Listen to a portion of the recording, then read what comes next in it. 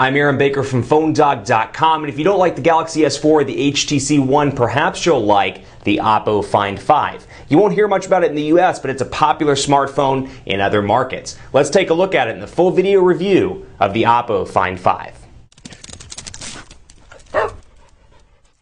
It's hard to find in the US, but the Oppo Find 5, the name at least, is a known name in the United States, but it's not known for smartphones. Oppo is known for Blu-ray players in the US. But they do some smartphones. This one fresh in from China, so special thanks to our friends at Oppo. The PR team was kind enough to send over an Oppo Find 5, which has been a much talked about device from some of the trade shows, but we haven't had our hands on with it until now. Special thanks to them. Oppo Find 5, you can find it in certain markets and it packs some decent specifications. Really a beautiful device all around with a 5-inch display, which I think for a lot of devices, Galaxy S4, obviously this device, the Droid DNA, 5 inches is a nice spot between, hey, 4.7 being too small and 5.5 being entirely too big. So it's one of those phones that's still very pocketable. You can fit it in your pocket and it doesn't feel like a brick or anything abnormally big. But then you can fit it in without it being a giant tablet phone like the Galaxy Note 2 or the LG Optimus G Pro. I want to jump back for just a second though before we get into the full review and thank our partners at Best Buy Mobile. They give us devices, not the Find 5, but very similar devices, phones like the S4, the HTC One, for use in our One Paw Bandit giveaway game. When you go into Best Buy Mobile, you'll walk out working regardless of what device you get or carrier you get. They'll make sure you're set up and good to go, so when you walk out the door, you're taken care of and all your apps and settings are configured at Best Buy Mobile. Let's do a rundown of the specs, and I'm going to start off this review by talking about the hardware. Now, specifications-wise, we're looking at a 1.5 gigahertz dual-core Snapdragon S4 Pro CPU. It's got a beautiful 5-inch 1080p HD display, a 13-megapixel camera on the back. You've got a 2,500 milliamp hour non-removable battery, and then you've got this really unique combination of ports and buttons, at least the placement, I should say, of those ports and buttons. 2 gigabytes of RAM, Android 4.1 out of the box with Oppo's custom user interface. Now, one thing I have to give them huge props for, the fact that they're doing OTA updates every couple of weeks. So this phone's going to get over-the-air updates every few weeks. It's been getting those, and hopefully the Project Firefly update will come out very soon, which we've seen in some documentations on the internet. I say that like such an old man. Documentations on the internet. You get it, videos on the internet, the YouTubes. But this is the Oppo Find 5. Really a beautiful device, though. It fits really well in the hand. It's got a slightly curved back, as you can see right here, making it easier to hold in the hand both for phone calls and when you're just holding it to do a text message or something of that nature. Feels a lot, at least from the back, like the HTC One, which is the device obviously right here. Fits well in the hand. Micro USB charging port down here at the bottom right-hand spot. Volume rocker over on the right hand.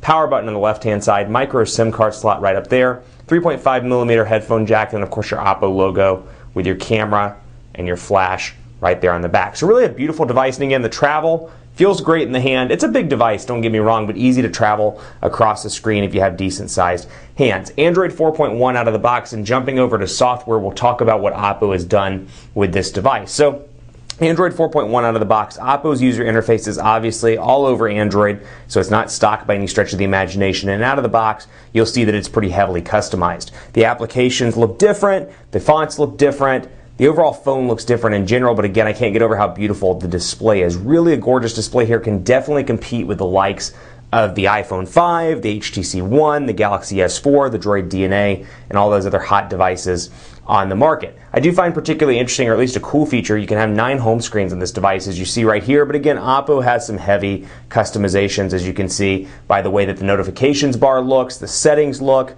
and more. So we'll just start here with the home button, back button, and then menu button, all capacitive down here at the bottom of the display, and you can see even just pressing menu how it's an Oppo customized look and feel. Widgets and wallpapers here, I can swipe back and forth between those, or click I should say, and then swipe to find the widgets that I like and move to different home screens and insert those widgets as I see fit. Now, Oppo's widgets are particularly interesting. I find their widgets to look a little bit cartoonish. Now, compare that to Sense 5 or TouchWiz or LG's user interface. There are plenty of things you can say about all those user interfaces depending on what your personal preference is, but I do find it to be a little bit weird. I still can't quite figure out what this is around the clock or around some of the other widgets that they have. You can see right here in the beginning of the widgets panel things like calendar, which I'll go back and show you, contacts, as you can see right here. Two of my favorite applications, Quadrant Standard and Speed Test. Music, this one always cracks me up. We'll go in here, put the music one. So just kind of a different bubbly look and feel.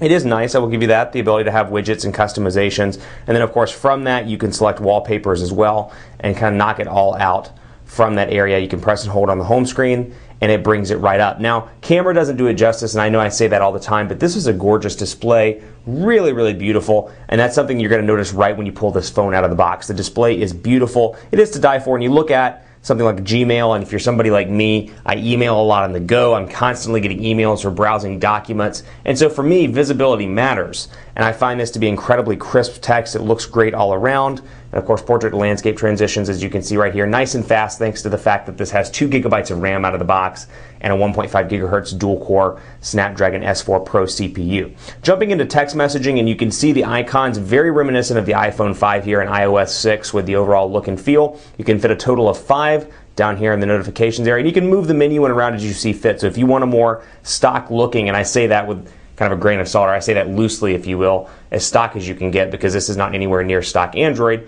put the home button in the middle there, for example, and you can click. If you want more of a Samsung look and feel, you can bring the menu button over here as you see fit. But again, very cartoonish. I did find this particularly interesting as well. Take a look at applications that come out of the box like calendar and contacts. You'll notice the icons themselves are much bigger, and I'll bring it over here so you can take a look and see what I'm talking about with contacts and calendar. Very big icons, but then you scroll over here to quadrant standard and speed test, and you'll notice the gray gradient behind the icons because they're not quite big enough. So for standardization purposes, they make those slightly larger to go along with the Oppo stuff that you get out of the box. So you've got that. That's kind of an interesting feature. And then over here, a test text messaging thread. Say that 3 times fast on camera. I actually did a pretty good job with that. Text messaging. Text messaging. I can't say it. Now that I'm trying to say it, I'm having trouble saying it.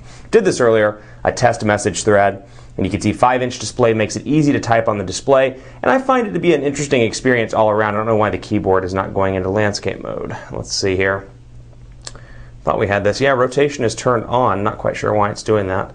Let's see here. And speaking of notification bar, you can see this. Date up top, clock up top, very similar to Android 4.1, but you do get this data widget down here in the bottom as well, which gives you data today and data this month. So we'll come down here and say the quick brown fox is happy that he has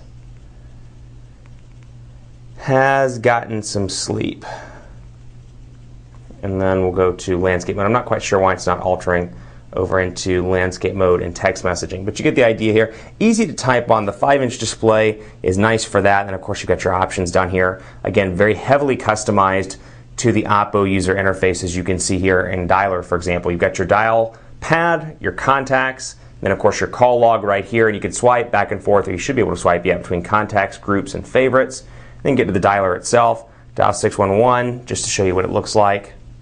And then you've got your wallpaper in the background, and of course your number up top, and I can throw it into speaker pretty easily. And as you noticed, or may have noticed just there, I am having some issues with the touchscreen responsiveness. I'm hoping this gets addressed in a future update, but every now and again when I click something, it doesn't necessarily respond right away, which is a cause for concern, at least for me, somebody that's constantly typing, texting, as I'm sure you are as well. So definitely a concern. In button press just fine there, but I do see that from time to time. Press and hold home as well to access your recent applications, where I can just swipe up to remove these. So kind of reminiscent to HTC Sense version 5, but then I've got this right here where I can just click the broom, closes all my applications, and frees up some memory. Stay tuned for part 2. We'll talk about the 13 megapixel camera, and we'll run speed test using AT&T's HSPA Plus network in Dallas. This also runs T-Mobile's HSPA Plus network, I should add, because it's unlocked. We'll take a look at that along with quadrant standard tests and more in part 2 of the Oppo Find 5 video review.